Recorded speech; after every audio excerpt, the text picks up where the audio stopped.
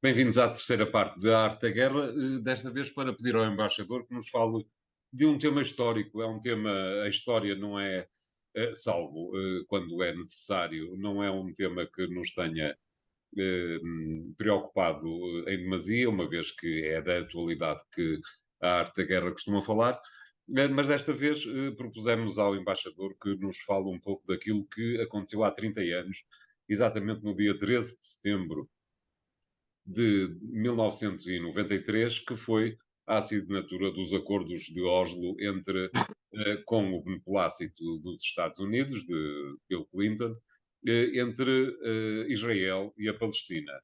Do seu ponto de vista, embaixador, sobra ainda alguma coisa desses acordos ou eles foram completamente incinerados? Sobra uma memória apenas, eu acho que sobra apenas uma memória. Esses acordos tiveram lugar depois de algumas conflitualidades objetivas no terreno, nomeadamente a Guerra dos Seis Dias de 67, depois a Guerra do Yom Kippur de 73. Há aqui um conjunto de conflitualidades que Israel teve com a sua vizinhança, e aquilo que é verdadeiramente a potência tutelar do Médio Oriente, que se chama Estados Unidos, e que no fundo tem uma espécie de sentido de proteção global sobre Israel, sobre a presença de Israel ali, e sobre a ideia de que Israel estava cercada de inimigos.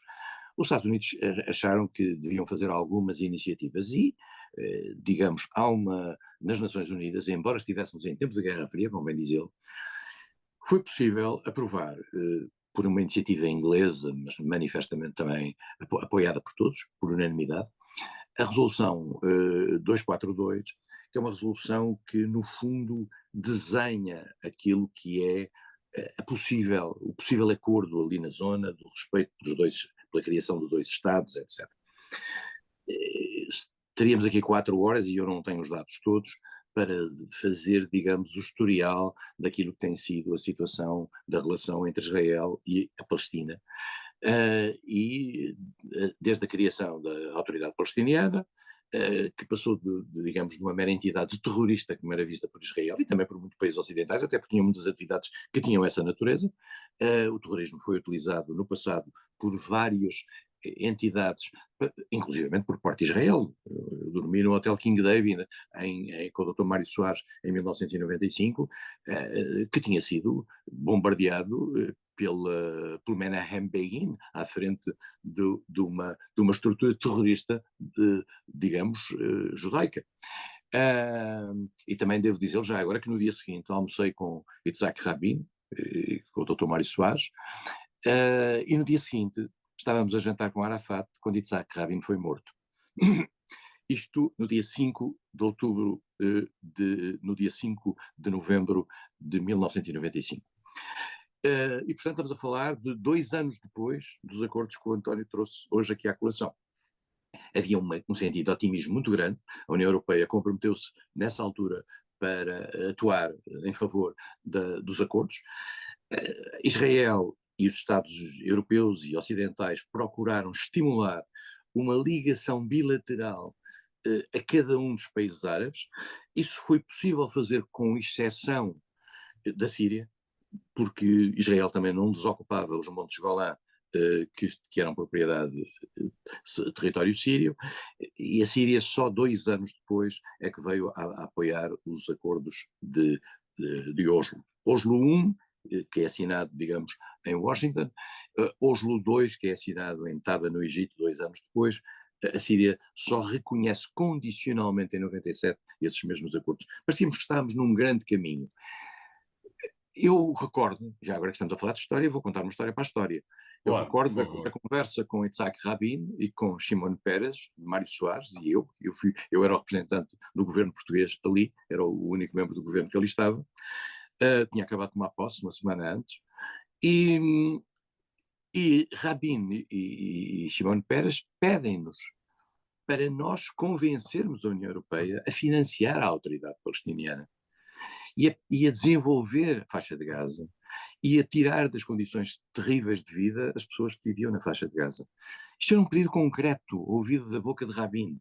E no dia seguinte, um terrorista, um assassino judeu, matou Rabin, precisamente porque achava que Rabin estava aí longe demais naquilo que era a sua atitude positiva. E na noite em que Rabin morreu, eu estava Matar, sentado, morreu com ele.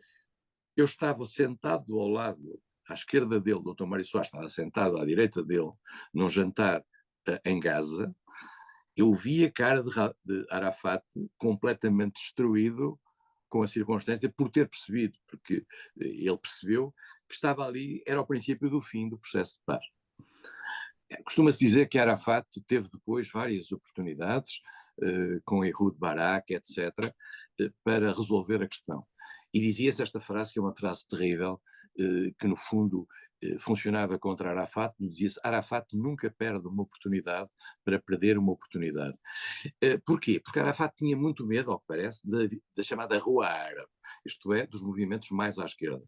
Se calhar tinha razão, depois vimos o que é que aconteceu na faixa de Gaza com o Hamas, com o Hezbollah. Portanto, há aqui um conjunto de bloqueios que vêm quer do lado israelita, depois que evoluiu muito mal. Lembramos das intifadas provocadas, por exemplo, por a circunstância de dentro do governo israelita o governo estar hoje dependente de uma agenda de extrema-direita que recusa qualquer compromisso, mas também é impossível fazer algum governo em Israel que não tenha 12 ou 13 partidos, parte dos quais são partidos religiosos completamente desligados desse compromisso. E, portanto, este processo é um processo que tem vindo a desaparecer do cenário internacional. O António, aliás, já falou várias vezes sobre esta questão, por exemplo, não haver eleições na Autoridade Palestina, etc. Eu digo palestina e não palestiniana apenas por uma coisa que alguém me ensinou, é que palestiniana vem de Palestinian, e Palestina vem de Palestina. Nós, ao dizermos palestiniana, estamos a seguir o inglês, estamos a traduzir o inglês. Eu às Exato. vezes também me sai a Autoridade Palestiniana. E não é problema nenhum. Mas, portanto, dito isto, nós estamos num processo em que tem havido uma distensão clara, e aí vale a pena dizê-lo que Trump tem um papel com a criação dos Acordos de Abraão, em que Claro. Israel tem acordos de natureza bilateral com vários países árabes.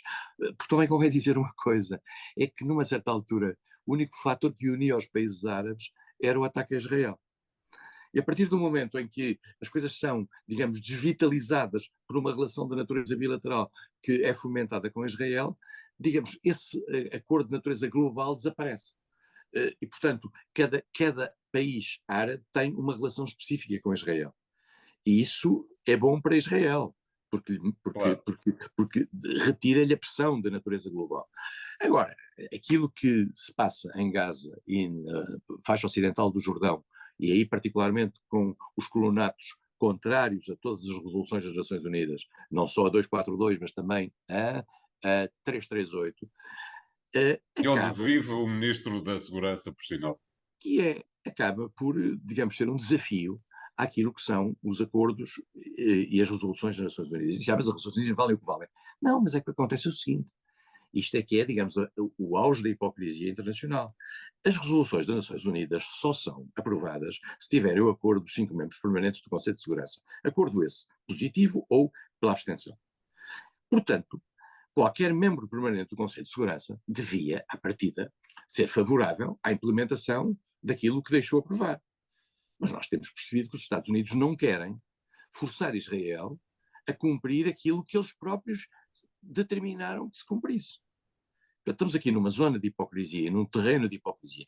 Ainda se podia dizer, António, esse é um ponto interessante, ainda se podia dizer que no tempo da Guerra Fria o desequilíbrio se provocaria. Não, mas hoje em dia não há desequilíbrio de Guerra Fria nenhuma. Pois claro. A Jordânia ou o Líbano, o caso da Síria é um caso à parte, mas o Egito, que é o maior receptáculo de financiamento militar dos Estados Unidos, desde o tempo de Menahem Begin com Sadat, do acordo de Menahem Begin com Sadat, os acordos de Camp David, desde então o Egito não é um inimigo de Israel e colabora com Israel. Portanto, os Estados Unidos só mantêm o apoio a Israel da maneira que o mantém, não é que não o devam manter, porque tem um lobby interno fortíssimo que tem a ver com a comunidade judaica nos Estados Unidos, que claro. obriga os partidos, que no passado era mais o Partido Democrático e agora é o Partido Democrático e o Partido Republicano, a manterem esta linha comum. Portanto, para voltar ao princípio, os acordos de hoje são uma bela memória, são um tempo muito simpático, deram à Noruega um fogacho, digamos, de intermediação internacional muito agradável.